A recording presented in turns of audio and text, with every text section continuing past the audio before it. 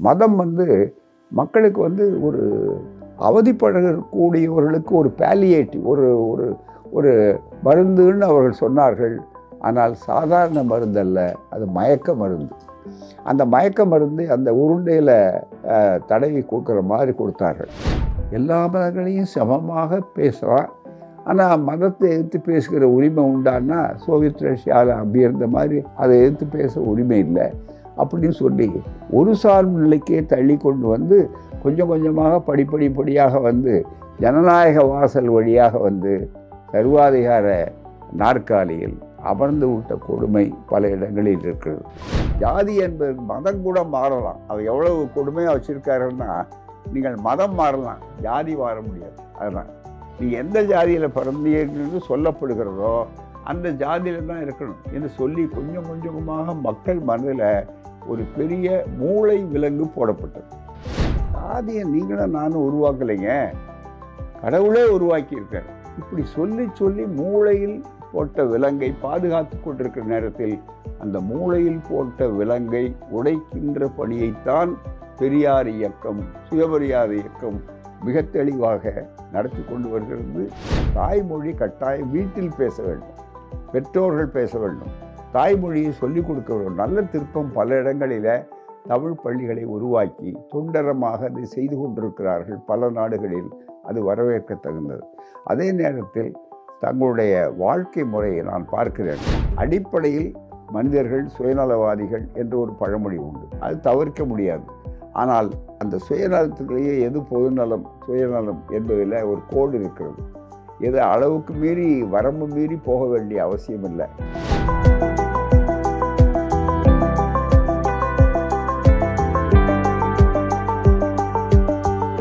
Alps Tamil TV நேயர்களுக்கு வணக்கம். இன்று நம்ம கூட வந்திருக்கிற சிறப்பு விருந்தினர் அவர்களுக்கு அறிமுகமே தேவையில்லை. இந்திய அரசியல் வரலாறு, குறிப்பாக தமிழ்நாட்டு அரசியல் வரலாறு எழுத ஆரம்பித்தோன்னா ஐயா ஆசிரியர் கி. வீரமணி அவர்களுடைய தொண்டை தவிர்த்து நம்ம எழுதவே முடியாது. ஏன்னா 80 ஆண்டுகளுக்கும் மேலாக ஐயா வந்து சுயமரியாதை மற்றும் சமூக நீதிக்காக போராட்டங்களை இன்னும் தொடர்ந்து நடத்திட்டே வராங்க. தந்தை பெரியாருடைய கொள்கை வாரிசு, திராவிட கழகத்தின் தலைவர் ஆசிரியர் கி. வீரமணி ஐயா நம்ம கூட இங்கே வந்திருக்கிறாங்க. சுயமரியாதை இயக்கத்தோட 100வது ஆண்டு விழாவுக்காக பெரியார் அம்பேத்கர் சிந்தனை வட்டம் சார்பாக ஆஸ்திரேலியாவில் பயணம் செஞ்சுட்டு இருக்காங்க. அவங்களை இங்கே சந்திக்கிறதுல மிக்க மகிழ்ச்சி. வணக்கம் ஐயா. வணக்கம். நன்றி ஐயா உங்க நேரத்துக்கு. என்னோட முதல் கேள்வி வந்து, 2ஆம் உலக போருக்கு பிறகு உலகம் முழுவதுமாக ஒரு இடதுசாரி அரசியல் வந்து ஸ்ட்ராங்காக இருந்தது. United Nations, world bank, international monetary fund பல ஆர்கனைசேஷன்ஸ் ஆரம்பித்தாங்க. ஆனால் சமீப காலமாக இந்த அரசியல் வந்து வலதுசாரிக்கு சார்பாக மாறிட்டே வருது ஐயா. உலகம் முழுக்கும் மக்களுக்கான நாட்டம் வந்து வலதுசாரி கருத்துக்களோடு இருக்கிறதுக்கு என்ன காரணம் நீங்கள் நினைக்கிறீங்க? நீங்கள் வந்து ஒரு வழக்கறிஞர், பொருளாதார நிபுணர், அரசியல் அனுபவம் உடையவர். இந்த பன்முகத்தன்மையோட இந்த மாற்றத்துக்கான காரணம் என்ன நீங்க நினைக்கிறீங்க?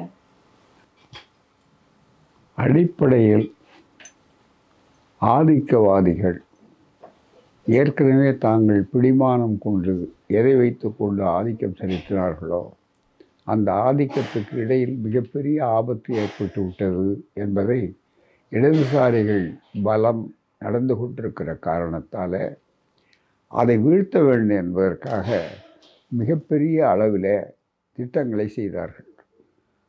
பளிச்சென்று சொல்ல வேண்டுமானால் முதலில் அவர்களுடைய குறி ஒரு பனிப்போர் நடந்த காலத்தில், கோல்டு வார்னு சொல்லக்கூடிய பனிப்போர் நடந்த காலத்தில் மிக முக்கியமான அளவிற்கு Soviet Russia, Soviet socialist republics என்று சொல்லக்கூடிய அளவிற்கு யுஎஸ்எஸ்ஆர், யுனைடெட் சோவியத் சோஷியலிஸ்ட், அந்த நாட்டினுடைய வரலாறு, அந்த மக்கள், குறிப்பாக லெனின் ஆரம்பித்து ஸ்டாலின் அதை வலுப்படுத்தி இவைகளெல்லாம் செய்த நேரத்தில் உலகம் முழுவதும் இது கருத்துக்கள் பரவ ஆரம்பித்த உடனே இங்கு ஆட்சிகள் அமைத்து விடுமோ என்பதற்காக ஒரு பெரிய கூட்டு முயற்சியோடு முதலாளித்துவ நாடுகள், வலதுசாரி கருத்துள்ளவர்கள் ஒன்று திரண்டு ஒரு திட்டமிட்டார்கள். அதிலே குறிப்பாக மிகப்பெரிய அளவில் சோவியத் ரஷ்யாவை வீழ்த்த வேண்டும், அதன் மூலமாக முதல் நல்ல அடிக்கல், முக்கியமான கல்லை நகர்த்தினால் வலதுசாரிகளுடைய ஆதிக்கம் ஏற்படுவதற்கோ அல்லது ஒரு குழப்பமான சூழலை ஏற்பட்டு அவர்கள் அல்லாத நிலையை உருவாக்குவதோ வாய்ப்பு ஏற்படும் என்று அவர்கள் நினைத்து யாரை இதற்கு துணை கொண்டார்கள் என்று சொன்னால் வரலாற்றை நான் சொல்லுகிறேன். இதற்கு ஆதாரமான நூலையும் பின்னால் சொல்லப்போகிறேன். முக்கியமாக அங்கே பழைய போப் அவர்களைத்தான் பயன்படுத்தினார்கள். அதுவரையில் அவர்கள் சர்ச்சுகளோ மற்றதோ அங்கே மிகப்பெரிய அளவிற்கு இல்லாத அளவுக்கு அதுக்கு அதிகமாக மக்கள் போகிறதுக்கு தயாராக இல்லை. இப்போ கூட பார்த்திங்கன்னா இங்கிலாண்டெல்லாம் சர்ச்சு விற்பனைக்கு வர ஆரம்பித்தது மிகப்பெரிய அளவிற்கு. ஆனால் அப்படி இருந்த காலகட்டத்தில் ஒவ்வொரு முறையும் போய் அங்கே பேசுகிற மாதிரி மற்றவர்கள் கொஞ்சம் கொஞ்சமாக மதத்தை பரப்புவது என்ற அளவில் அந்த மதத்தை மறந்த மக்களுக்கு கொஞ்சம் உள்ள ஒரு இன்ஃபில்ட்ரேஷன், உள்ள ஊடுருவல், அந்த ஊடுருவல் மூலமாக அதை அவர்கள் செய்ய ஆரம்பித்தார்கள். அடுத்த கட்டம் அவருக்கு என்னன்னா கார்பச்சேவ், அதே மாதிரி மற்றவர்கள், இவர்களெல்லாம் அவரை முதல்ல தயார் பண்ணிட்டாங்க. தயார் பண்ணி அவர்களுக்கு இந்த ஜனநாயக முறை வேணும் அதுன்னு சொல்லி ஜனநாயக ப்ராலிட்டேரியட் லேபர் என்று சொல்லக்கூடிய அளவிற்கெல்லாம் மக்கள் மத்தியில் வந்ததெல்லாம் கொஞ்சம் கொஞ்சமாக எந்த ஆட்சி நீண்ட காலமாக இருந்தால் அங்கே ஒரு அதிருப்தியோ அல்லது மனக்குறையோ ஏற்படுவது இயல்பு அன்றாட வாழ்க்கையில். சில நேரங்களில் பொருளாதார விதிகள்னால விலைவாசி ஏற்றம் இருக்கும், வேலை குறைவாக இருக்கும், இப்படி பல விஷயங்கள் இருக்கும். அப்படி வரும்போது அதை கொஞ்சம் கொஞ்சம் இந்த அதிருப்தி மேகங்களை கொஞ்சம் கொஞ்சமாக ஒன்று திரட்டக்கூடிய அளவிற்கு அந்த வாய்ப்புகளை கொடுத்தாங்க. அதுக்கு அடுத்தது நேரடியாக போப்பு அவரை கூப்பிட்டு கார்பச்சேவ் இந்த மிகப்பெரிய அந்த இரட்டையர்கள் இருக்காங்களே அவர்களை கொண்டு இந்த ஏற்பாடு செய்தார். அது வந்த உடனே கொஞ்சம் கொஞ்சமாக அதுக்கு நுழைய முடியாத மதத்தைத்தான் மிகப்பெரிய ஆயுதமாக அவர்கள் கையாண்டார். மதம் மக்களுக்கு ஒரு அவதிப்படக்கூடியவர்களுக்கு ஒரு பேலியேட்டிவ், ஒரு மருந்துன்னு அவர்கள் சொன்னார்கள். ஆனால் சாதாரண மருந்தல்ல, அது மயக்க மருந்து. அந்த மயக்க மருந்து அந்த உருண்டையில் தடவி கொடுக்குற மாதிரி கொடுத்தார்கள். அப்போ போப்பு சந்திக்கிறதுக்கு போகிறார் தலைமை. ஏன்னா போப்பு அவருக்கு மத தலைவர் மட்டுமல்ல, அவருடைய மிகப்பெரிய அளவிற்கு வேட்டிகன் சிட்டி ஒரு சின்ன நாடாக ஆக்கி ஐநாவில் அதுக்கு ஒரு அங்கீகாரம் கொடுத்து மிக முக்கியமாக இருக்கக்கூடிய அளவிற்கு அங்கே நான் படுறேன் போனால் அதுவரையில் அங்கே வாய்ப்பே இல்லாத இருந்தவர்களுக்கு மிக முக்கியமாக வந்தார். புரட்சியாளர் அம்பேத்கர் அவர்கள் ஒரு அற்புதமாக ஜாதிய ஒழிக்க ஒழிங்கிற புத்தகத்தில் பெரியார் தான் முதல்ல அதை 1936 தமிழில் இந்திய நாட்டிலேயே மொழிபெயர்த்தவர். அதை அப்படிப்பட்ட அதில் ஒரு வார்த்தை அழகாக சொல்லுவார், புரட்சியாளன் போப்பாக முடியாது, போப்பானவன் புரட்சியாளராக முடியாது அப்படின்னார். ஆனால் அந்த வாக்கியத்தினுடைய அடிப்படையை இவர் அரசியலுக்கு பயன்படுத்தினார். எப்படின்னா அவர் போப்பாகிறதுக்கு அப்படியே அரசியல் ரீதியாக போகாமல் அந்த அரசு விசிட் ஒரு நாட்டிலேருந்து இன்னொரு வரும் இப்படியெல்லாம் கொஞ்சம் கொஞ்சமாக அந்த ஊடுருவல் 1, 2, 3 என்ற கட்டுரையில் ஊடுருவி போகக்கூடிய அளவிற்கு வந்தார்.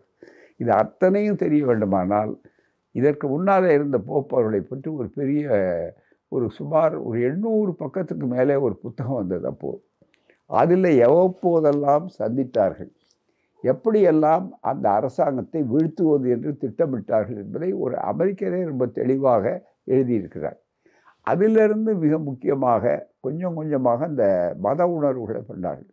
எனவே இந்த இடதுசாரி இருந்த புரட்சியாளராக இருந்த ஒரு நல்ல வாய்ப்பு மக்களாட்சியாக இருந்தது. அது அந்த நாட்டில் ஆரம்பத்தில் கோளாறு நடந்த நேரத்தில் இந்த சர்வாதிகாரம்ங்கிறது பாருங்கள், ப்ராலிட்டேரியன் டெமோக்ரஸின்னு சொன்னாலும் அந்த வாய்ப்புகள் அவருக்கு தேவைன்னு நினச்ச உடனே கட்டுக்கோப்போடு இருந்தார். அதோடு இன்னொரு பெரிய வாய்ப்பு என்னென்னா ஒரு சுதந்திர உணர்ச்சி அவங்களுக்கு இருந்தது. ஒரு சோவியத் சோசியலிஸ்ட் ரிப்பப்ளிக்கினுடைய கூட்டாட்சி குடியரசு இருக்கு பாருங்கள், யுனைடெட் ஐக்கியத்தில் அந்த அரசியல் சட்டத்தில் ஒரு பெரிய வாய்ப்பு இருந்தது. அவர்கள் எவ்வளோ தங்களுடைய மொழி, தங்களுடைய கலாச்சாரம், லெனினுடைய தத்துவமே அதுதான், மதம் மக்களுக்கு அப்படின்னு அதனால தான் ஆரம்பத்தில் சொன்னார். அதிலிருந்து கொஞ்சம் நகர்ந்து போனாங்க. அந்த படிப்படியாக ஸ்டாலின் காலத்தில் நகரலை. கார்பச்சோவ், பெலேரிவ் அப்படி வரும்போது அவர்கள் 2 பேருமே வந்து அந்த நகர்த்தி மத உரிமை கொடுக்குறோம் அப்படின்னா போப்பாண்டவர் முதல்ல அந்த அதனால் எப்பவுமே அவர்கள் வந்து தங்களுடைய மதத்தை, நம்பிக்கையை பயன்படுத்துவது தான். அப்படி நம்பிக்கையை பயன்படுத்தி மதத்தை ஒரு ஆயுதமாக ஆக்கி கொண்டு தான் உலகமெங்கும் வருகிறார்கள். அதை படிப்படியாக நகர்த்த உடனே மக்களுக்கு இருக்கிற வேறு காரணங்களால் கொஞ்சம் கொஞ்சம் அதிருப்திகள் இருப்பாருங்க. நான் ஆரம்பத்தில் சொன்னதுக்கே மறுபடியும் போகிறேன்.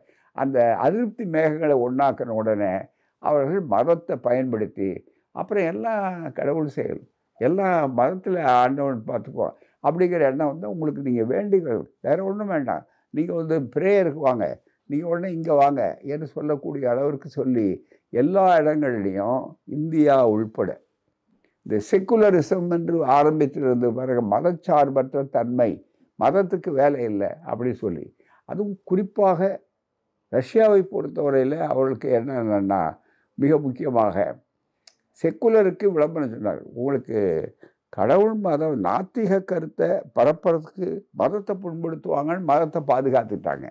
ஆனால் நாத்திக கருத்து இருக்கு பாருங்கள், அதில் மத மறுப்பு கருத்து, மதம் தேவையில்லை, ஏன்னா அது மூலமாகத்தான் முதலாளித்துவம் தேவைப்படுது. அது மூலம்தான் இந்தியாவில் ஜாதிக்கு அடிப்படையே மதம்தான். அந்த மதத்தில் ஜாதிங்கிறது எப்படி வந்ததுன்னா மதத்துக்கு தான், மதம்தான் பெரிய பாதுகாப்பு அரண்.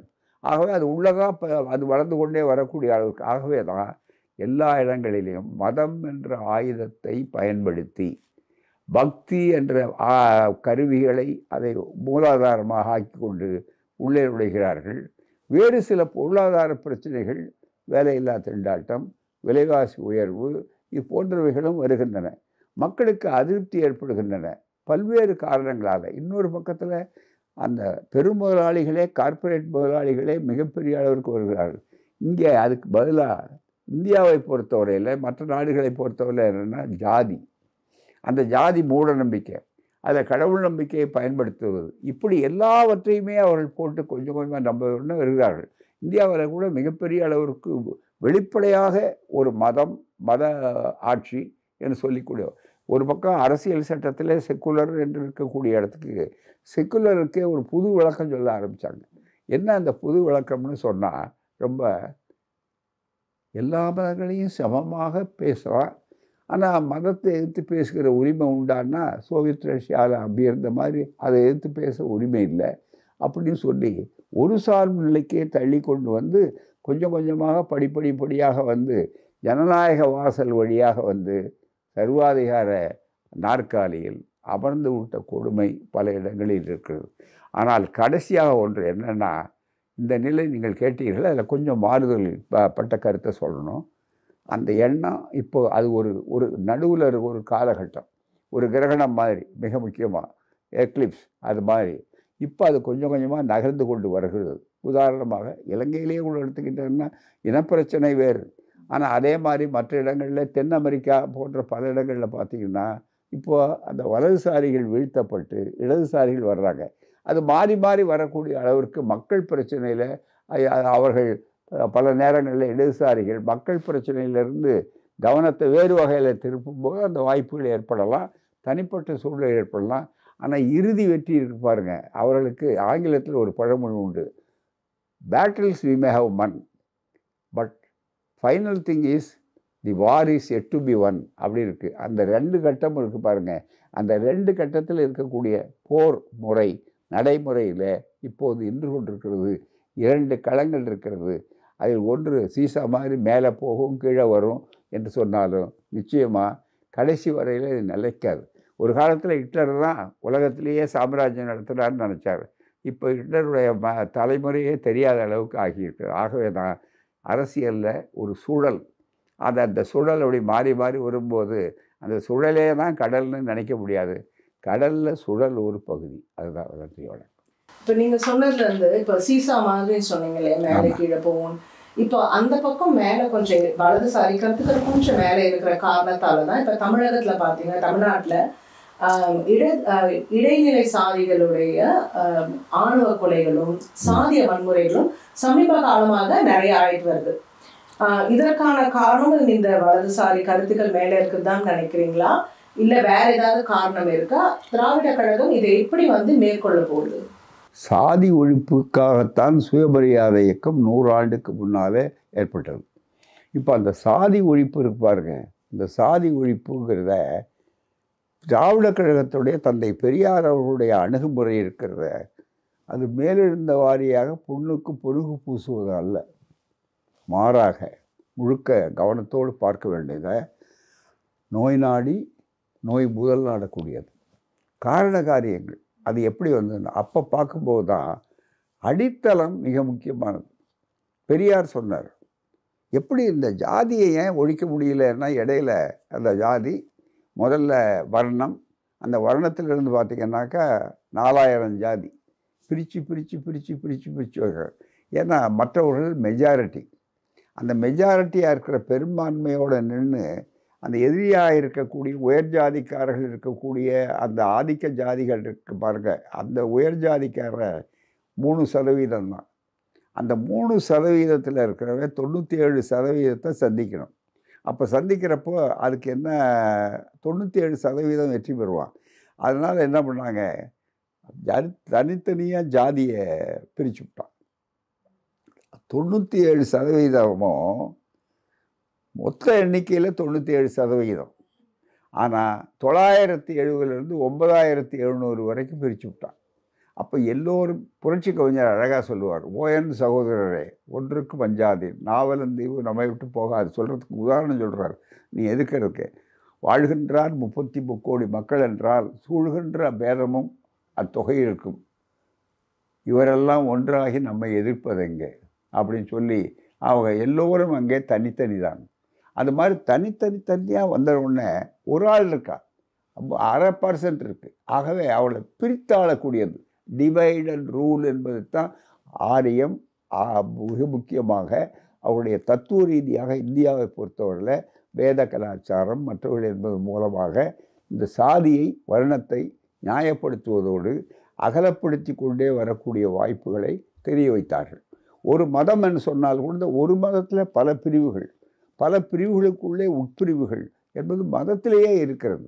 ரெண்டாவது, அந்த மதத்துக்கே என்ன டெஃபினிஷன் என்று சொன்னால், கடவுளை நம்புறவனும் அந்த மதத்தில் இருக்கலாம், கடவுளில் நம்பாதவனும் இருக்கலாம் என்று சொல்லக்கூடிய அளவுக்கு யார் வந்தாலும் அவர்களை தங்களுடைய ஈர்ப்புக்கு இழுத்து விடுவது, இப்படியெல்லாம் அவர் வைத்திருக்கிற காரணத்தால் தான் முழுக்க மதத்தை முதல்ல ஜாதியை உருவாக்கி பிரித்து விட்டார்கள். ஆனால் அந்த ஜாதியை உருவாக்கி பிரிக்கும்போது அதில் தனக்கு செல்வாக்கு வந்து விடாது. ஏன்னா அவர்களுக்குள்ள ஹெட்ரோஜினஸ்னு ஆங்கிலத்தில் சொல்லுவார், ஹோமோஜினஸ் என்று. மைனாரிட்டிகள் எப்பவுமே ஹோமோஜினஸ், அதாவது 3% தான், 3% கட்டுப்பாடாக ஒன்றா இருக்கா. அதே நேரத்தில் பெரும்பான்மைன்னு இவர்கள் சொன்னாலும் உண்மையான பெரும்பான்மை இல்லை.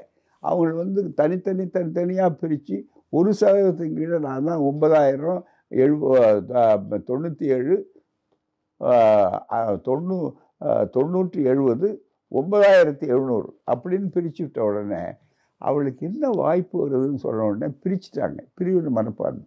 அப்போ இவர்களுக்கு குதிரை ஏறுறதுக்கு ஆதிக்கம் செலுத்துறதுக்கு வசதியாக போச்சு. எதுக்கிறவனும் ஒன்றா சேர்றதில்லை.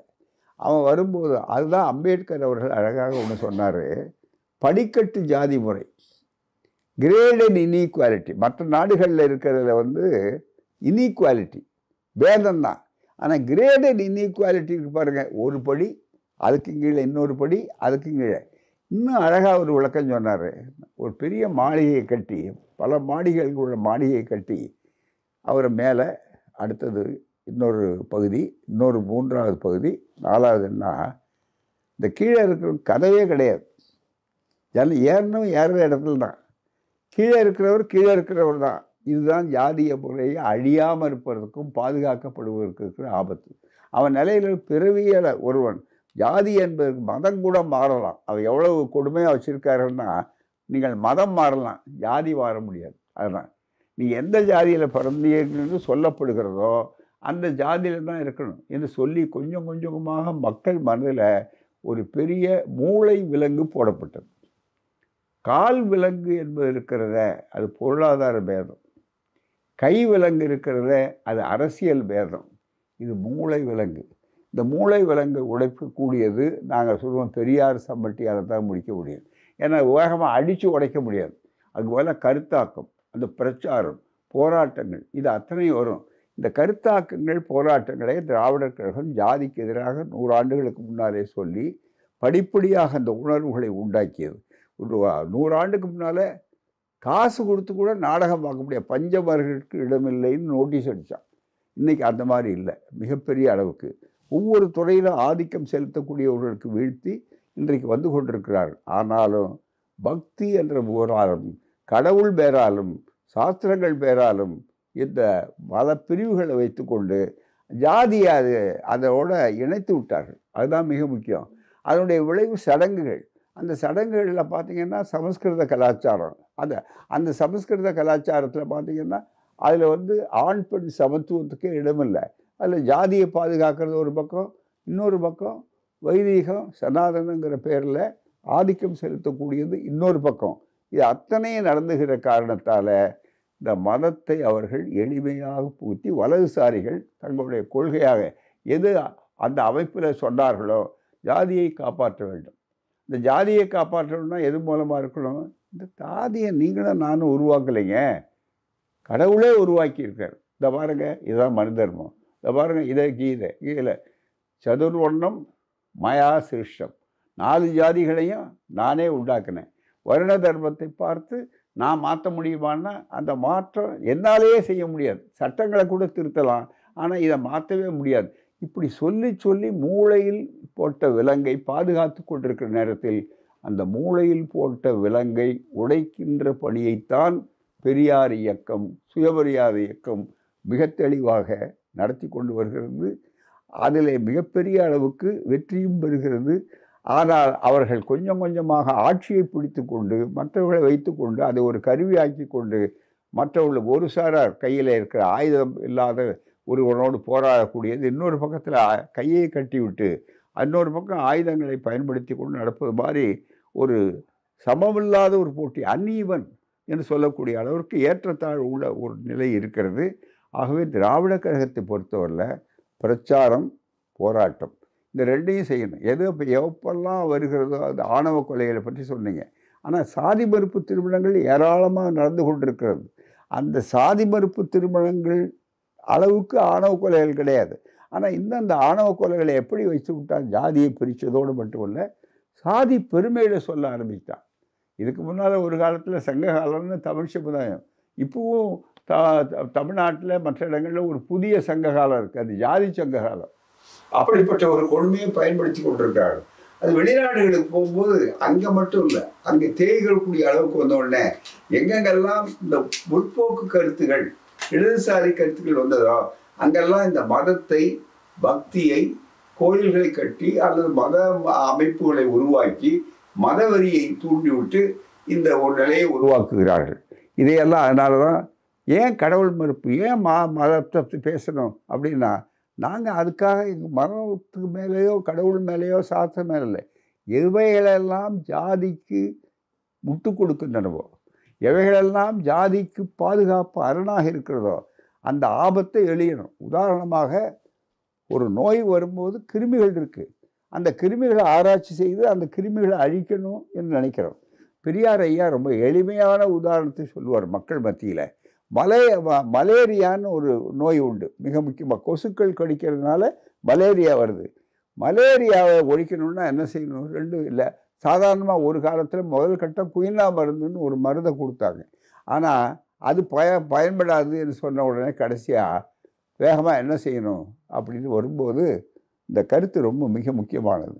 வரும்போது என்ன சொன்னாங்க, கொசு மருந்து இருக்குது, எப்படி கொசு உற்பத்தி ஆகுதுன்னு பார்த்தார்.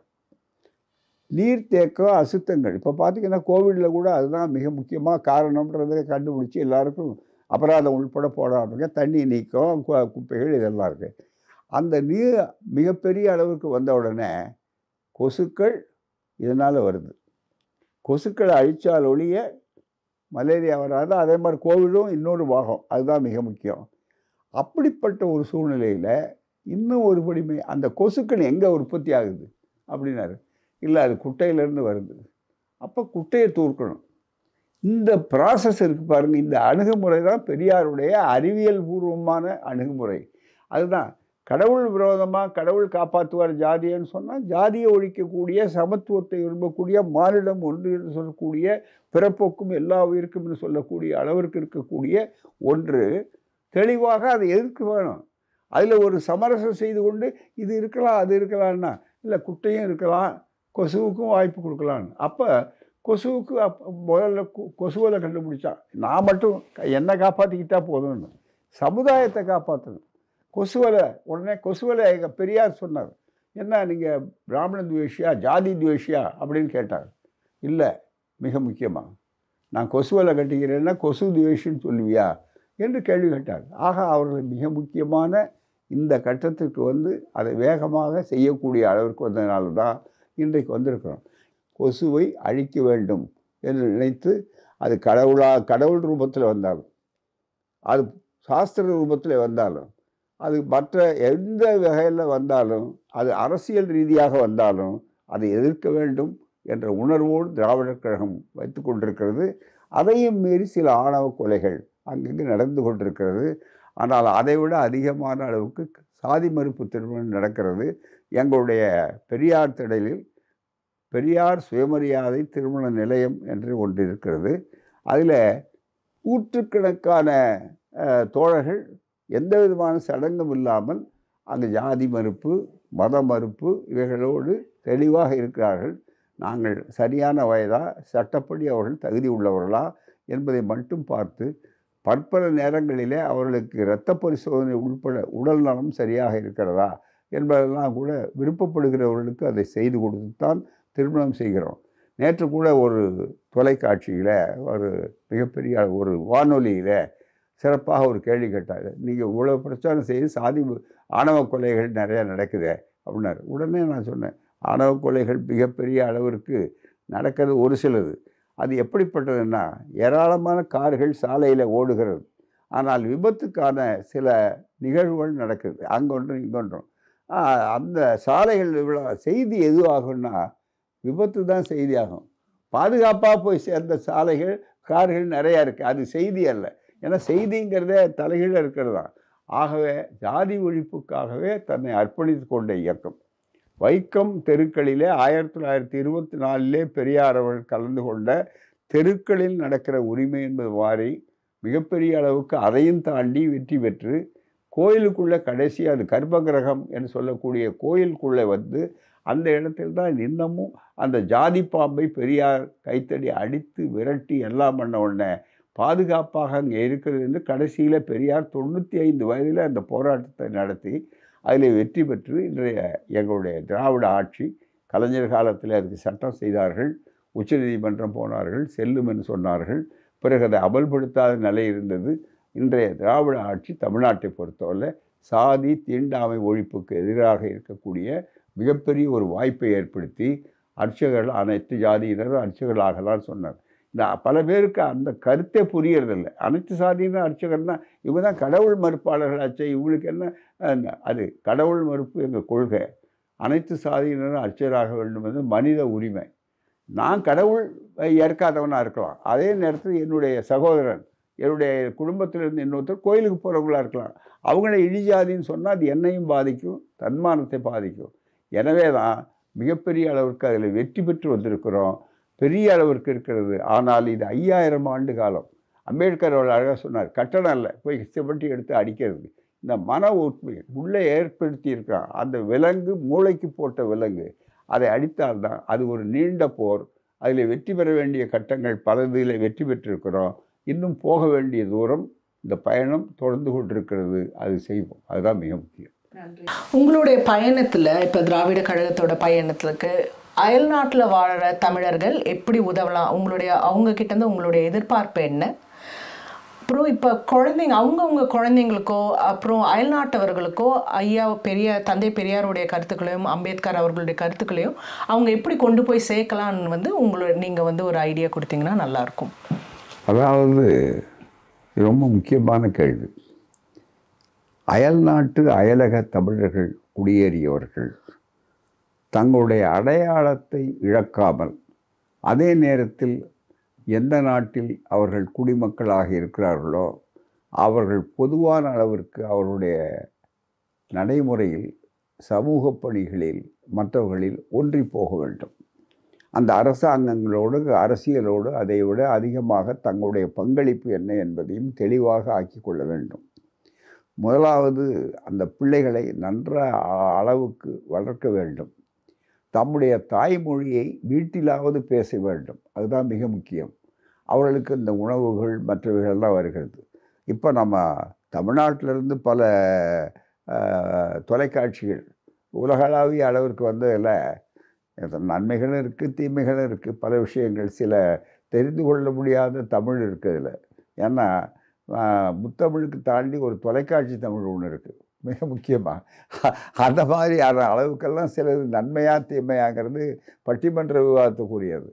என்றாலும் பல புதிய சொற்கள் மற்றவர்களெல்லாம் அது மூலமாக நம்முடைய பிள்ளைகள் இருக்காங்க. தாய்மொழி கட்டாயம் வீட்டில் பேச வேண்டும், பெற்றோர்கள் பேச வேண்டும், தாய்மொழியை சொல்லிக் கொடுக்க வேண்டும். நல்ல திருப்பம் பல இடங்களில் தமிழ் பள்ளிகளை உருவாக்கி தொண்டரமாக அதை செய்து கொண்டிருக்கிறார்கள் பல நாடுகளில். அது வரவேற்க தகுந்தது. அதே நேரத்தில் தங்களுடைய வாழ்க்கை முறையை நான் பார்க்கிறேன். தன் பெண்டு தன் பிள்ளை தன் வீடு என்ற சின்னதோர் கடுகு உள்ளமாக இல்லாமல் தங்களுடைய வாழ்க்கை மிக முக்கியம். அடிப்படையில் மனிதர்கள் சுயநலவாதிகள் என்று ஒரு பழமொழி உண்டு, அது தவிர்க்க முடியாது. ஆனால் அந்த சுயநலத்திலேயே எது பொதுநலம் சுயநலம் என்பதில் ஒரு கோடு இருக்கிறது. எது அளவுக்கு மீறி வரம்பு மீறி போக வேண்டிய அவசியம் இல்லை. அது பணம் சேர்ப்பதாக இருந்தாலும் எதுக்கு அங்கே போய் கொண்டிருக்கிறோன்னு தெரியாமல் ஓடிக்கொண்டே இருக்கக்கூடாது. நல்ல அளவிற்கு அவருடைய குடும்பம், பிள்ளைகள் இவைகளிலிருந்து வரும்போது பல செய்திகளை நல்ல கதைகள் மாதிரி இவர்களுக்கு சொல்லணும். நம்ம நாட்டில் எப்படி இருந்தோம், எப்படி இங்கே வந்திருக்கிறோம், யாரால் வந்திருக்கிறோம், இந்த அமைப்புகள் எப்படிப்பட்டது, நாளைக்கு இதை விட்டோம்னா என்ன ஆகும் என்று சொல்லி அவர்களுக்கு நம்முடைய ஆழமான நம்முடைய பாரம்பரியத்தை சொல்லிக் கொடுக்கணும். இல்லை, மிக முக்கியம். பாரம்பரியங்கிற பேரில் இப்போ வேற ஒன்றை திணிக்கிறாங்க. அதுலேயும் நம்ம எச்சரிக்கையாக இருக்க வேண்டிய இடம். வேர்கள் ரொம்ப மிக முக்கியம். வேர்களை பற்றி விழுதுகள் அறிந்தால்தான் அந்த விழுதுகள் பலமுள்ளதாக மறுபடியும் வேர் ஊற்ற முடியும். இப்போ அந்த வேர்களையே மறைத்து விட்டு வரக்கூடிய அளவிற்கு நமக்கென்று ஒரு தனித்தன்மை உண்டு. இப்போ நான் உலகளாக நம்ம சுயமரியாதை இயக்கமே கூட பார்த்திங்கன்னா பொதுத்தன்மை உள்ளது தான். ஆனால் பொதுத்தன்மை என்று சொல்லுகிற காரணத்தினால அவர்களுடைய தனித்தன்மையை, தனிப்பட்ட புராதன நாகரிகம், கலாச்சாரம், மொழி இவைகளையெல்லாம் இழந்துவிட வேண்டும் என்று அவசியமில்லை. நான் உலக அளவுக்கு பார்க்கும்போது யாதும் ஊரே யாவரும் கேளீர் தான். அப்புறம் ஏன் நீங்கள் உங்களுடைய தனி அடையாளத்தை காட்டுறீங்கன்னு கேட்க முடியாது. ஏன்னா நீங்கள் எங்கே இருக்கிறீங்கன்னு கேட்டால் என்ன பதில் சொல்லுவீங்க? முழுக்க நீங்கள் முதல்ல இந்தியாவிலேருந்து வந்திருக்கீங்க, அடுத்தபடியாக ஆஸ்திரேலியாவுக்கு வந்திருக்கீங்க, எந்த மாநிலத்துக்கு வந்தீங்க? நான் குயின்ஸ்லாண்டிலிருந்து வந்தேன், அல்லது இன்னொரு மாநிலத்திலிருந்து வந்திருக்கிறேன், அல்லது என்று சொல்லக்கூடிய அளவுக்கு வாய்ப்புகள் இருக்கலாம்.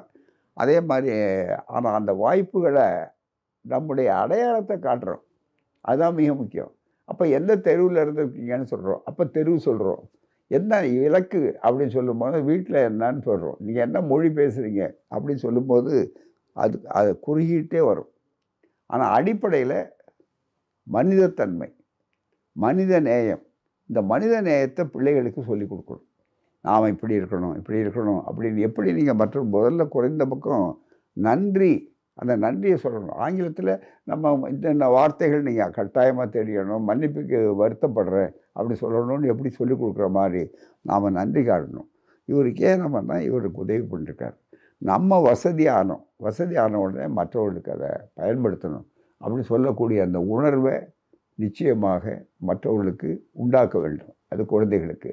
அடுத்தபடியாக பெரியார், அம்பேத்கர் இவர்கள் செய்தது நம்முடைய இந்த ரூட்ஸ் என்று வருகிற நேரத்தில் ஆதி காலத்தில் நம்முடைய நிலைமை எப்படி இருந்தது? நல்ல வளர்ச்சியாக இருந்தது. இடையில புகுந்த பண்பாடு நம்மை அழித்தது, கீழிறக்கத்துக்கு தள்ளியது, அடிமைத்தனத்திலேயே நிலைக்க வைக்க வேண்டும் என்று விரும்புவது, அதற்கான போராட்டம். உதாரணமாக வைகோ இருக்குது. வைக்கத்தில் அவங்க ஓஹோ இப்படியா, தெருக்களில் கூட நடக்கக்கூடாதா, நாய் பன்றி கழுதை போகிறது, அதுக்கு உரிமை இல்லை. ஆனால் ஆறறிவுபடுத்த மனிதர் இல்லை. ஒரு குறிப்பிட்ட மதத்தை தான் காரன் போகணுங்கிறான், இன்னொரு மதத்துக்காரன் போனால் அவனை நடக்கலாம் அப்படின்னு சொல்லக்கூடிய அளவுக்கு இருக்குது. இதெல்லாம் இப்படி இருந்திருக்கு. அப்படி இருந்ததெல்லாம் மாற்றிருக்கோம். அதே மாதிரி நாம் தமிழ்நாட்டிலேருந்து இந்தியா வந்திருக்கோம். அப்போ குலக்கல்வி திட்டம்னு ஒன்று கொண்டு வந்தாங்க, பள்ளிக்கூடத்தை மூடினாங்க. அதுக்கப்புறம் வந்து நம்ம பெரியார் இதுக்காக பாடுபட்டாங்க. எல்லாரும் படிக்கணும்னு சொன்னாங்க. படிக்கக்கூடாதுன்னு ஒரு இயக்கம். அது வந்து வலிமையாக வைத்தார்கள். படிக்கணுங்கிறதுக்கு ஒரு ஆரம்பம். ஆக இப்படி எந்த கதையை கொஞ்சம் கொஞ்சம் கொஞ்சமாக குழந்தைகளுக்கு இருக்கிற மாதிரி சொல்லணும்னா, முதல்ல இவங்க தெரிஞ்சுக்கணும். இவங்களுக்கு அந்த தெளிவு ஏற்படணும். அதை சொல்லக்கூடிய அளவு பக்குவமாக எடுத்து சொல்லணும். மூட நம்பிக்கைகளுக்கு பிள்ளைகளை ஆளாக்கக்கூடாது. சிறு வயதிலேயே இங்கே பார்த்தீங்கன்னா, இந்த நாட்டுக்காரங்கள குழந்தைய அப்படியே விட்டுட்டு இருக்காங்க.